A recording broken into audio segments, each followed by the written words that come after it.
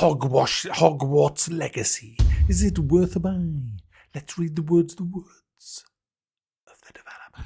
Hogwarts Legacy is an immersive open-world action RPG. Now you can take control of the action and be at the centre of your own adventure in the wizarding world. First up, guys, the graphical options and how well it runs and how well it looks.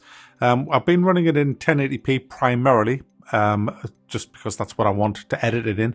And on the recommended settings, it ran great and it looked nice as well. But when I started to tweak it myself and I put it onto Ultra at 1080p, it slowed right down to 28, 29 frames a second in the town, which is not acceptable really. Turned it down to high and that got us up to into the 50s, sometimes hitting 60. Very playable at them frames a second, but that's bearing in mind at 1080p. You bang it up to 1440p with all that on and ray tracing stuff, and it's just like it's a no-show on a 2080 i9 with 32 gig of RAM. So you're going to need a very hefty machine if you want to run this at a good frame of knots at a decent resolution. 1080p, you're going to need a 2080 even if you have it turned down quite a bit. So it's a bit of a hefty game, this. It needs a good lot of power to get it running well. It does look nice though. The graphics are really good. The only problem with the graphics is in some of the places, especially when you're flying on your broom, it just looks like a studio set. It doesn't have that gritty, dirty, grimy look of a used, well-run outdoor place. They kind of all look like studio sets, which is a big disappointment. This is happening more and more in games now. They need to get their act together and get it a bit more gritty and looking like it's real. Now don't worry guys, at this point I'm not going to do a hit piece on J.K. Rowling like what pretty much all the mainstream reviewers is doing, and then going ahead and just milking the out of Hogwarts Legacy for every penny they can get.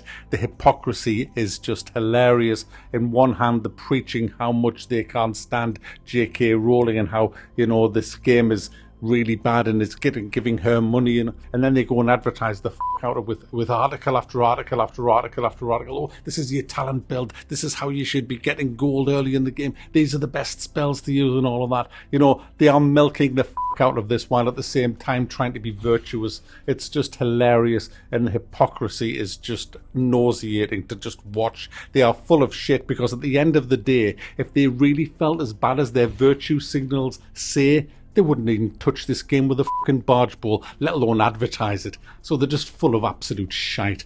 So you're not going to get any of that. I'm just reviewing the game for what it is, and I don't give a fuck about the politics of it. Now the game is set in the 1800s in Scotland, in Hogwarts, and that's like way before Harry Potter. Way before. I'm not up to speed on Harry Potter at all. I've never watched. I think I've seen one movie. I don't know, the half-stone goblet of Azerbaijani or something. I can't even remember what it was called. But yeah, I've watched one movie. So I'm not up to speed on the lore of Harry Potter, but this is set in 1800s. You wouldn't think it when you're walking around. It looks nothing like the 1800s.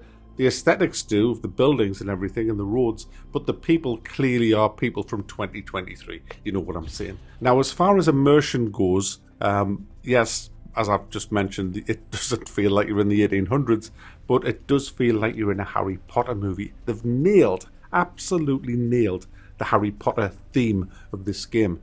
It doesn't matter where you go as well, whether you're walking around Hogwarts or whether you're in the town or whether you're just out and about, you just feel like you're in a Harry Potter movie. Honestly, fans of the movie, I'm not a fan of the Harry Potter movies, but fans of the movies are going to love this game, despite the problems the game has, which I'm going to go into.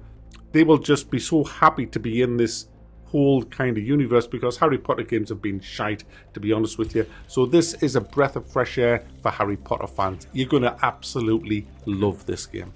Now, the story I found quite interesting, to be honest. As much as I'm not a Harry Potter fan, I found the story, it's not brilliant, but there were certain things that I was curious about as they were being unveiled to us as I was going through. I think I know already who the villain is at the end. You know, you kind of know who does what. I think it's bleeding obvious, but I'm more interested in the build up to that. It's quite all right, honestly. The story, it's not too bad at all. Where the game actually falters and absolutely fails miserably for me is on a number of fronts. The first one is it holds your hand constantly, and there's nothing you can do about it. Doesn't matter what difficulty you play on, there's no options to switch it off.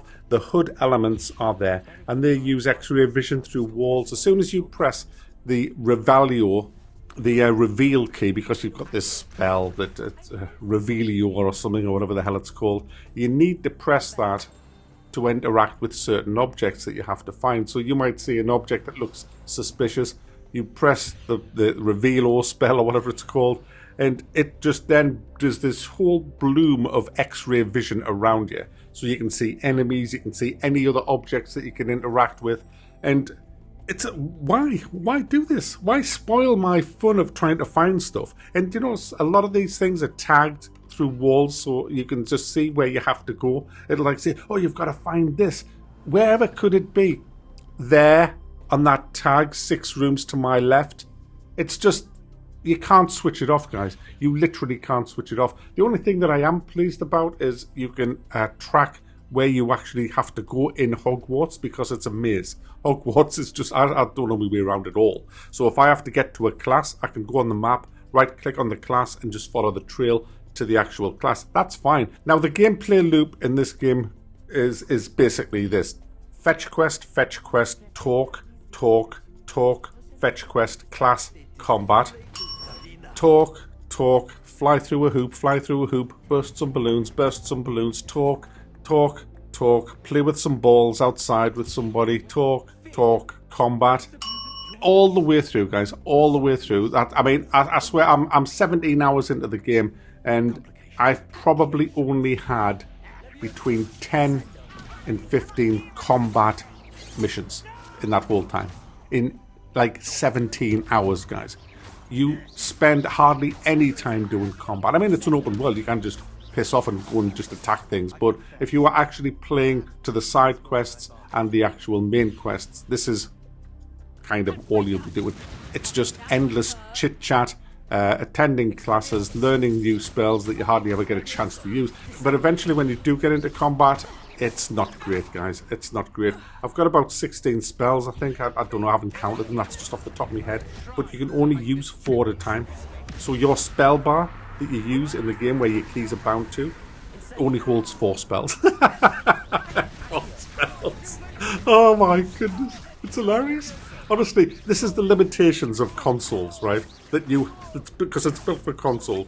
They can only handle 4 fucking spells because of their shitty controllers. I've got a 16-button mouse and a fucking QWERTY keyboard, and I can only use 4 fucking spells on my keybinds, guys. What you have to do is you get perks that you can put into other spell bars. So you can get another spell bar and put 4 different spells in that. Then you can get another spell bar and you can get 4 altogether. And you can put different spells in each of your spell bars, so you can have 16 spells active at a time. Unfortunately, you can only bind your keys to 1 spell bar. So what you have to do in a combat situation, guys, you have to switch spell bars with your mouse wheel, okay, or whatever you're using on a controller. You press a button that switches the spell bar to another one that you want. Now, if the one you want's at the bottom of the scroll wheel, you've got to scroll through 2 of the spell bars, because the situational, the spells, you see. But worse than that is, the keybinds remain the same. So if R was AoE, a fire AoE spell on spell bar 1, when you switch to another spell bar, it could be levitation. So you have to kind of remember well, you can't, basically. You have to try and remember what spells do what, but you end up having to look at your screen to see what they're actually bound to. Now, in the middle of combat, all you do with that is you just continually roll around the floor like a prick, and they can't hit you when you do that. Just keep rolling while you're looking at what's R now on this one. R is levitate. R is levitate. Okay, and it's important that you're able to know this, because the colours of the shields of the enemy, if you want to destroy that shield, there's only 2 ways you can do it. The first way is to fire a spell of the same colour as his shield at him. That will break it. And actually, you can throw objects at him as well. And you can use this ability after you put your own shield on and successfully blocked an enemy. You get, I think it's Stupendio or something. Fire that, and that bursts the shield as well. So the combat's a bit like Simon Says. Simon says purple, fire a purple. Simon says orange, fire an orange. It's that kind of stuff. Now, the sounds of the combat are great. It sounds fantastic when you're blasting around, and it looks very spectacular, but actually playing it, it's a bit boring, to be honest. It's just very repetitive over and over again. There is boss fights and stuff, but generally speaking, the combat is... I mean, why can't I just bind all my keys? I've got a QWERTY keyboard, like I said. Why can't I just bind keys to spells, like in normal games? I've got a mage in World of Warcraft with 22 fucking spells, and I've got them all bound to a fucking keyboard key or a mouse button. It's piss. I can press any one, anytime. But not this. Not this. Scroll down to bar 3. Bar 3, Mac. Bar 3, press R. Now, I know I'm being a bit negative here, but I'm trying to let you in on what you're going to have to do. I mean, I'm not joking about anything. I haven't exaggerated anything. I mean, look at this sheet here. This is the collections that you have to get in the game. And some of them unlock things that you're going to need. So you have to pretty much do these things. These are all over the place, running around, constantly looking for little flappy pages around and stuff like that. A lot of the stuff is cosmetic that you don't need, but there's certain spells hidden behind certain collections that you need to get. The amount of busy... I don't think in all my time as a gamer I've seen... In fact, I know I haven't.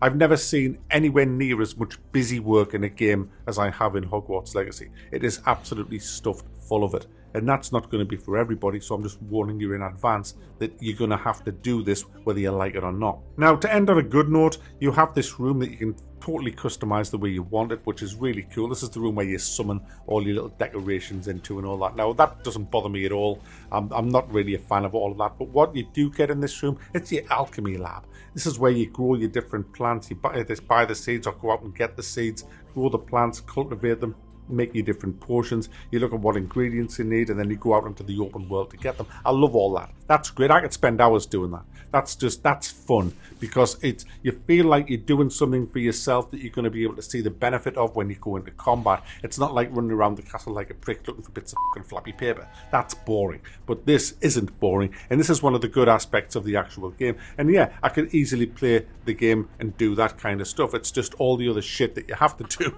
I'm just not interested in, because I do enjoy the world. I mean, everything's animated, the attention to details off the scale with this game. It really is. It's just a joy to run around and just see everything just alive. And at night, it's all different at night. There's ghosts around, and it's just so atmospheric for, you know, that Harry Potter universe. So on that front, absolutely, I think it's brilliant, the game. It's just a shame all the other stuff's there. If they hadn't held your hand, if they, you know, allowed us gamers to be gamers and just figure stuff out for ourselves, and if the combat allowed you to bind a lot more keys, then I'd have probably given this a lot higher score than I'm going to give it.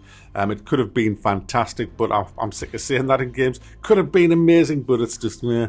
All right, so there you go, guys. That's Harry Potter. Actually, it's not. It's Hogwarts Legacy. Harry Potter isn't even in it, but that's what it is. It's not a bad game. It's a lot better than I thought it was going to be. It's probably worth buying if you're not a Harry Potter fan. It's definitely worth buying if you are a Harry Potter fan. So there you go. And if you are buying it, you might as well click the link in the description and get it on Green Man Gamer, and you'll get 15% off and save a bit more money as well.